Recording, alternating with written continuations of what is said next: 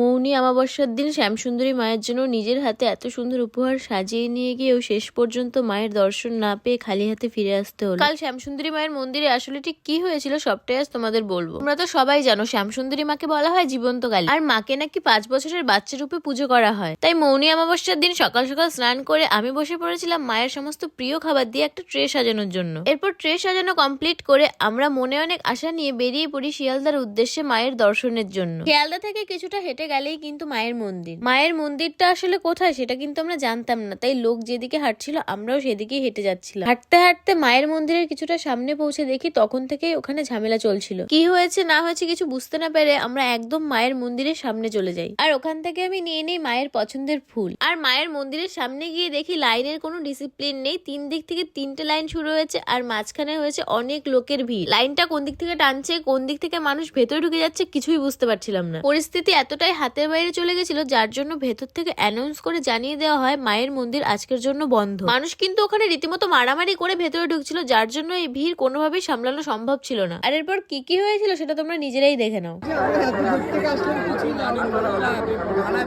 আজকে কয়েকজন মানুষ ভোটের সামনে ঘুরে দাঁড়িয়েছে, তারা জোর করে ঢুকছে, তার জন্য এই পরিস্থিতি হয়েছে। আমাদের হাতে বাইরে, আমরা কিছু করেই সামলাতে পারছি না।